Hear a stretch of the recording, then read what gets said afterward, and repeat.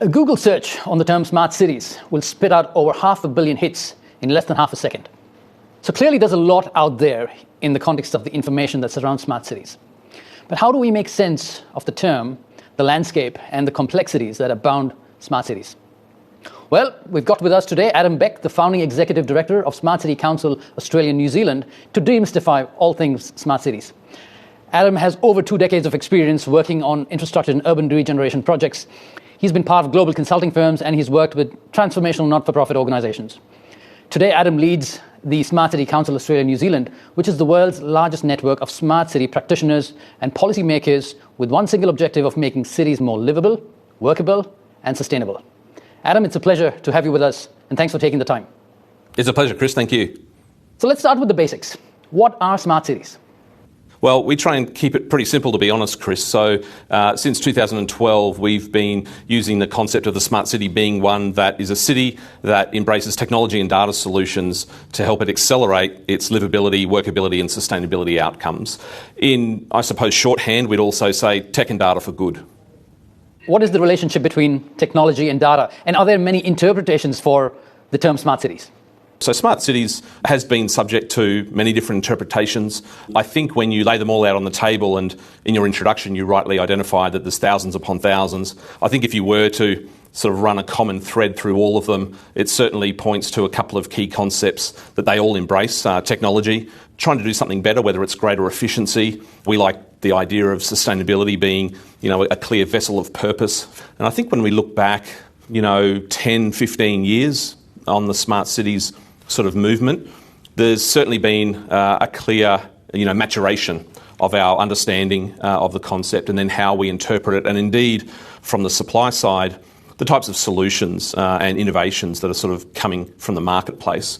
Early on, sometimes it's described as Smart Cities 1.0, which was this very technology-driven, top-down concept where the private sector would knock on the door of City Hall and say, "Hey, Mayor, you should buy my smart city solution." We saw that, for a long time, and we still see parts of that coming through. So that's that very top-down, technology-led sort of approach to smart cities. We have been lucky that there's been quite a substantial pivot away from that, probably over the last sort of 3 years, as cities have certainly taken more ownership and control of the agenda. After all, it is about cities and how they perform and how they function. And I think many levels of government, whether it be sort of local council levels or even state, territory, provincial levels of government, they're certainly owning the concept now. They're making sure that whatever technology and data could potentially help them certainly is selected and procured and deployed in a way that helps meet their objectives. So that Smart Cities 2.0 is certainly, city-led.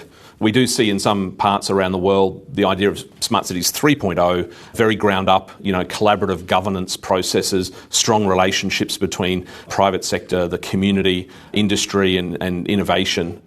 It's been an agenda that has evolved, it's matured, but that first phase of technology-led did at times certainly miss an important piece, which is the data as well. And we like to clearly articulate and identify that there's really 2 important parts to the agenda. There's technology, so that could be a sensor, something that collects data, collects information about the conditions of something. But the other important part, of course, is then the data piece and then what you do with that and converting it into insights and making better decisions. And we see certainly sort of the best examples and best practice around smart cities being those councils that are embracing both parts of that smart cities idea.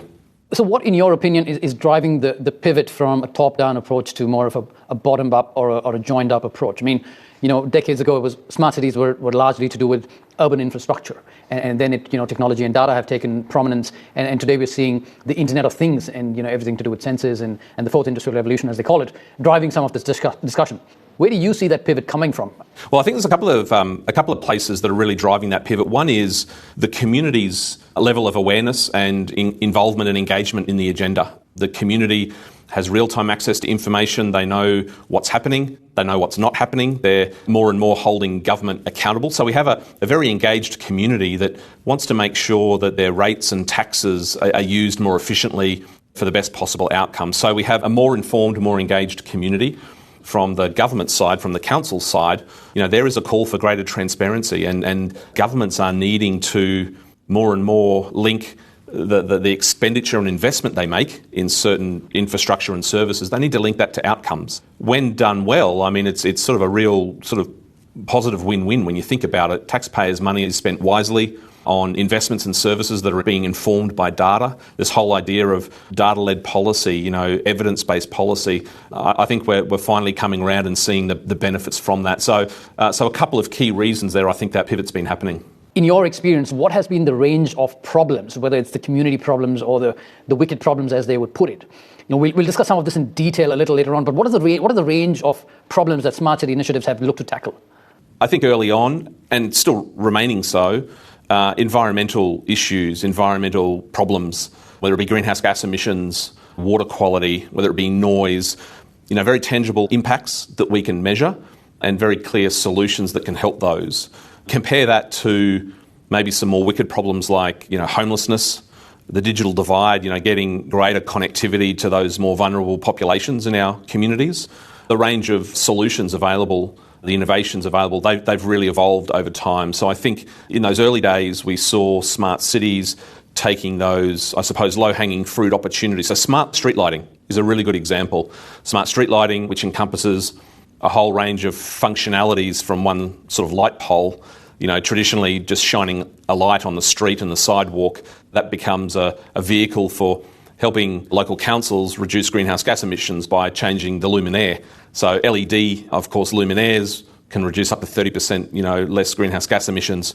So we often identify things like smart street lighting as early on-ramps to smart cities because we can quantify savings, we can clearly show a return on investment. And we've been doing that for a number of years, and now we're starting to see some really exciting smart city solutions coming through for some of those non-tangible issues, as I mentioned, social issues.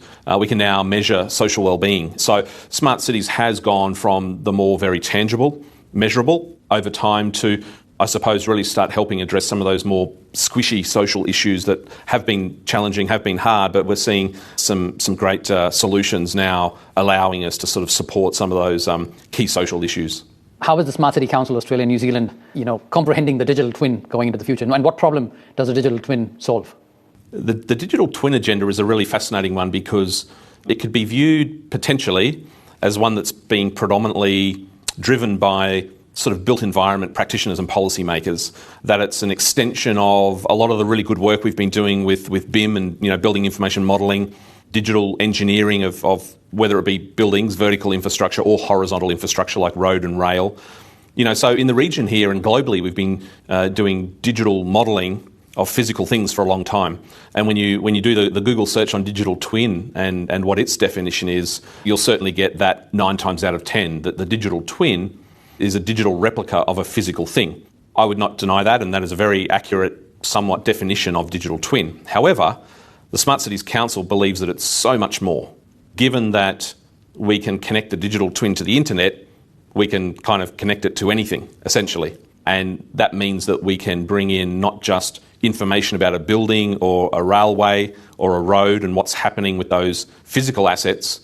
We can bring in things like, assuming that we're gathering this data, which a lot of the time we are, we could bring into the digital twin how many available hospital beds are currently at the local hospital, how many linear metres of curb space is available within the Christchurch CBD. It kind of becomes endless, right? And that's sort of both the exciting and scary part of the digital twin. But essentially, it's a platform to activate data, to bring data together into a place where we can really activate it. And when we say activate, the Smart Cities Council, we're talking, primarily around 5 minimum functions that we believe a digital twin, needs to sort of be able to provide. So, for example, visualization, the integration of different data sets, the functionality of keeping the data secure as well. So in the next 3 to 5 years, if you had a crystal ball, where do you see and where does your network see the whole smart city discourse evolving towards? Well, I don't have a crystal ball, but I do ask myself that question probably weekly. We're starting to see some really interesting advancements in a few sort of approaches that we think are giving us some signals. And I'm going to go back to that issue of trust and transparency. Here in southeast Queensland, where I am, there's a local council, Ipswich City Council, who recently had a new mayor elected and who has come out very early in a very strong way proposing to set up a integrity and transparency hub. And what that means is that all data is going to be open, even the books, the budget. A level of transparency I don't think we've necessarily seen in Australia before. What that's going to be prompting us to do is be very smart about how we spend money. And so I think ideas like that, an integrity and transparency hub, are really going to sharpen the pencil of the action and investment that government makes in things like technology and data, smart cities solutions. So I believe that smart cities, that agenda, that movement, that idea is going to be one that becomes more and more, it's going to be wrapped around this idea of trust and transparency, I believe. So that's the first one. This is a bit risky as well, but I think the idea of smart cities will slowly wane as well in terms of a concept. It, like all agendas, is polarising. All that you need is for someone to have a bad Facebook experience. All that you need is a mayor or an elected official to have a bad Facebook experience. And that could be the difference between you getting smart cities budget or not. Okay, I've seen it firsthand, and it's that simple. So I think what we'll see is probably a transition when it comes to the language. We certainly know that the issues of technology and data and the growth of our cities and regions is going to be a relevant topic for decades to come, and it'll only get more important. So the idea behind smart cities will remain, if not, it'll get stronger. And I suppose lastly, where I think it's going to go, I think it's going to become more of a data discussion. That'll bring the technology, right? The technology that helps you gather that data will naturally fall into place. So I think it'll be probably a more data-led conversation, and that'll be one around greater efficiency, given sort of less dollars that government is going to have and private sector. So I think it'll be about data, it'll be about insights, it'll be about efficiency, and that trust and transparency issue.